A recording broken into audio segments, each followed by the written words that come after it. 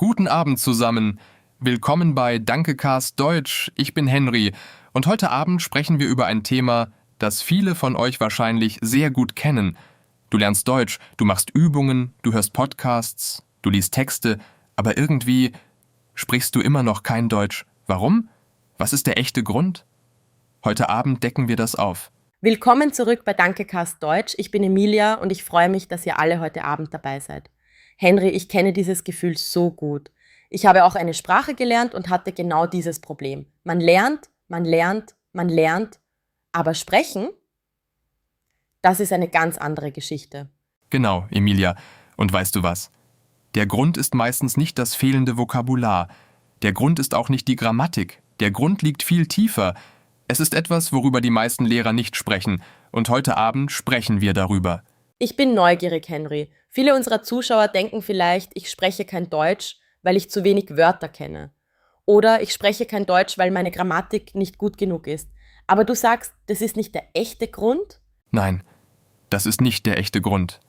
Natürlich braucht man Vokabular, natürlich braucht man etwas Grammatik, aber die meisten Deutschlerner haben genug davon. Sie kennen Hunderte von Wörtern, sie kennen die Grundregeln, aber sie öffnen den Mund nicht. Und das ist das eigentliche Problem. Also Henry, was ist der verborgene Grund? Sag es uns. Der verborgene Grund ist die Angst. Angst vor Fehlern, Angst, schlecht zu klingen, Angst, dass jemand lacht, Angst, dass man etwas Falsches sagt. Diese Angst blockiert alles. Man hat die Wörter im Kopf, aber sie kommen nicht aus dem Mund. Kennt ihr das, liebe Zuschauer? Schreibt es in die Kommentare. Oh ja, das kenne ich sehr gut. Ich erinnere mich an mein erstes Gespräch auf Englisch. Ich wusste die Wörter, ich kannte die Sätze, aber mein Herz schlug so schnell. Ich dachte die ganze Zeit, was, wenn ich einen Fehler mache? Was, wenn sie mich nicht verstehen? Und genau das passiert mit Deutschlernern jeden Tag. Man sitzt vor dem Bildschirm, man schaut Videos, man macht Aufgaben. Aber wenn ein Muttersprachler auf der Straße kommt und sagt, Entschuldigung, können Sie mir helfen? Dann passiert nichts. Der Mund bleibt zu. Das ist so interessant, Henry. Also ist das Problem nicht der Kopf, sondern das Herz? Ja, genau. Das ist eine sehr gute Beschreibung. Der Kopf weiß die Antwort, aber das Herz hat Angst. Und das Herz gewinnt meistens. Also was kann man tun? Wie kann man diese Angst überwinden? Zuerst muss man verstehen, Fehler sind normal, Fehler sind notwendig. Ohne Fehler kann man keine Sprache lernen. Jeder Muttersprachler macht Fehler. Deutsche machen Fehler auf Englisch. Engländer machen Fehler auf Deutsch. Das ist völlig normal. Das stimmt. Und ich denke, viele Lerner glauben, dass sie perfekt sprechen müssen, bevor sie anfangen. Aber das ist falsch, oder? Komplett falsch. Das ist wie mit dem Schwimmen. Man kann nicht erst perfekt schwimmen lernen und dann ins Wasser gehen. Man muss ins Wasser gehen, um schwimmen zu lernen. Mit Sprachen ist es genauso. Man muss sprechen, um sprechen zu lernen. Das ist ein sehr gutes Bild, Henry. Ins Wasser springen. Viele Leute stehen am Rand und schauen. Sie lesen Bücher über Schwimmen, sie schauen Videos über Schwimmen, aber sie gehen nicht ins Wasser. Genau. Und das Wasser ist gar nicht so kalt, wie man denkt. Die meisten Menschen, mit denen man Deutsch spricht, sind sehr geduldig. Sie freuen sich, wenn jemand versucht, Deutsch zu sprechen. Sie helfen gerne. Sie lachen nicht. Stimmt das wirklich? Ich denke, viele Zuschauer haben vielleicht schlechte Erfahrungen gemacht. Jemand hat gelacht, als sie einen Fehler gemacht haben. Oder jemand hat sofort auf Englisch gewechselt. Das passiert manchmal, ja. Wenn ein Deutscher merkt, dass dein Englisch gut ist, wechselt er vielleicht zu Englisch. Nicht, weil er gemein ist, sondern weil er helfen will. Aber du kannst einfach sagen, ich möchte gerne weiterhin auf Deutsch sprechen, bitte. Die meisten Deutschen respektieren das sofort. Oh, das ist ein sehr guter Tipp. Ich möchte gerne auf Deutsch sprechen, bitte. Das ist ein einfacher Satz, aber sehr wichtig. Schreibt diesen Satz in die Kommentare, liebe Zuschauer. Ja, genau. Und noch etwas. Viele Lerner warten auf den perfekten Moment. Sie denken, wenn ich erst das Niveau B1 habe, dann spreche ich. Wenn ich erst das Niveau B2 habe, dann reise ich nach Deutschland. Aber dieser Moment kommt nie. Der beste Moment ist jetzt. Das ist so wahr. Ich kenne viele Leute, die seit Jahren Deutsch lernen, aber nie nach Deutschland gefahren sind. Und ich kenne andere Leute, die seit 3 Monaten lernen und schon nach München geflogen sind. Und weißt du was? Die zweite Gruppe spricht viel besser. Weil sie gesprungen sind. Ins Wasser, ohne zu warten. Henry, lass uns über etwas anderes sprechen. Du hast die Angst erwähnt. Aber gibt es noch andere Gründe, warum Leute kein Deutsch sprechen? Ja, es gibt noch einen weiteren wichtigen Grund. Und dieser Grund ist, man lernt Deutsch, aber man benutzt es nicht im echten Leben. Man macht Übungen in einem Buch, man lernt Vokabeln auf einer App, aber man hat keine echten Gespräche. Also die Methode ist das Problem? Nicht unbedingt die Methode, aber das Gleichgewicht. Du kannst 20 Stunden pro Woche lernen, aber wenn keine davon echte Gespräche sind, dann wirst du kein Deutsch sprechen. Du wirst Deutsch lesen können, du wirst es vielleicht verstehen, aber sprechen? Nein. Und das ist frustrierend, oder? Man arbeitet so hart und sieht keine Ergebnisse beim Sprechen. Sehr frustrierend. Und das ist der Moment, wo viele aufgeben. Sie denken, ich bin nicht gut genug, ich habe kein Talent für Sprachen, aber das ist falsch. Sie haben einfach nicht geübt, was sie üben wollen. Das ist eine wichtige Unterscheidung. Man muss üben, was man können will. Wenn man sprechen will, muss man sprechen üben. Nicht lesen, nicht schreiben, sprechen. Genau. Und jetzt kommt die Frage für unsere Zuschauer. Wie viel Zeit verbringt ihr pro Woche mit echten Gesprächen auf Deutsch? Schreibt es in die Kommentare. 0 Stunden? 1 Stunde? Mehr? Das ist eine gute Frage. Ich vermute, viele Zuschauer werden 0 Stunden schreiben. Und das ist okay. Jetzt ist der Moment, das zu ändern. Richtig. Und wie kann man echte Gespräche finden? Es gibt viele Möglichkeiten. Tandempartner, das ist jemand, der Deutsch spricht und deine Sprache lernen will. Ihr helft euch gegenseitig. Das ist kostenlos und sehr effektiv. Ja, Tandempartner sind wunderbar. Man lernt nicht nur die Sprache, sondern auch die Kultur.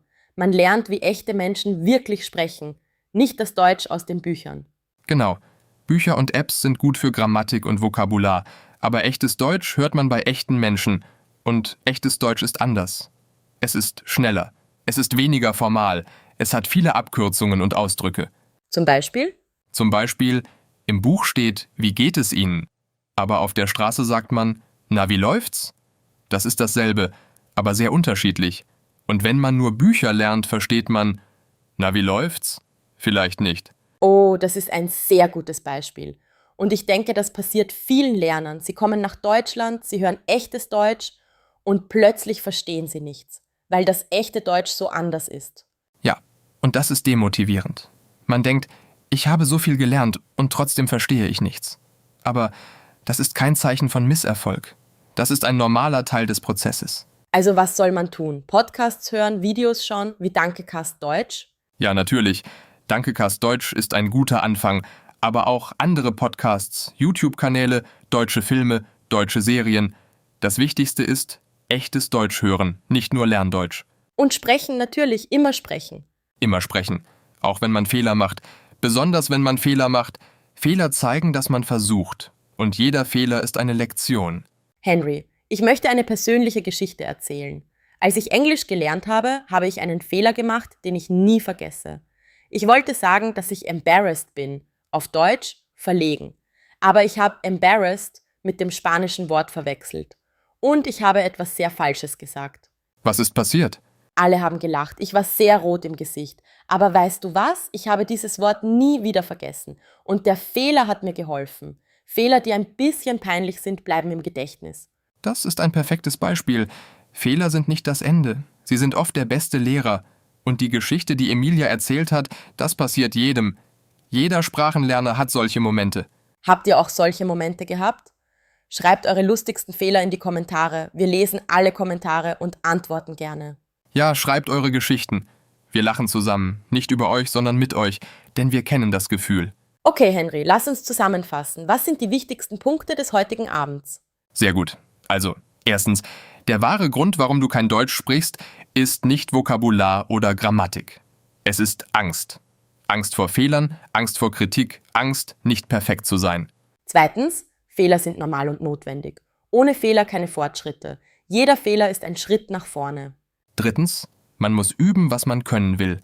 Wenn man sprechen will, muss man sprechen, nicht nur lesen und schreiben. Viertens, echte Gespräche sind unverzichtbar. Tandempartner, deutsche Bekannte, Sprachgruppen, findet echte Menschen und sprecht mit ihnen. Fünftens, der beste Moment ist jetzt. Nicht, wenn man Beins hat, nicht, wenn man B2 hat. Jetzt, mit dem Wissen, das man heute hat. Das ist wirklich ein starkes Programm für heute Abend und ich hoffe, dass unsere Zuschauer motiviert sind. Ich auch. Und ich möchte noch eine letzte Frage stellen. Was ist eure größte Herausforderung beim Deutschsprechen? Ist es die Angst? Ist es fehlende Möglichkeiten? Ist es etwas anderes? Schreibt es unten in die Kommentare. Wir wollen es wissen. Ja, eure Antworten helfen uns, bessere Folgen zu machen. Wir lesen wirklich alles. Und wenn ihr Dankecast Deutsch noch nicht abonniert habt, tut es jetzt. Drückt die Glocke, damit ihr keine neue Folge verpasst. Wir haben heute Abend über den verborgenen Grund gesprochen, warum so viele Deutschländer nicht sprechen. Und der Grund ist oft tief im Herzen verborgen, nicht im Kopf. Es ist die Angst. Aber Angst kann man überwinden. Schritt für Schritt, Gespräch für Gespräch. Und das Schönste ist, ihr seid nicht allein. Hier bei Dankecast Deutsch sind wir alle zusammen auf dieser Reise. Henry und ich, wir sind immer dabei.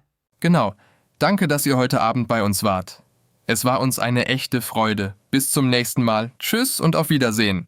Gute Nacht, liebe Dankecast-Gemeinschaft. Schlaft gut, träumt auf Deutsch und sprecht morgen mit jemandem. Bis bald.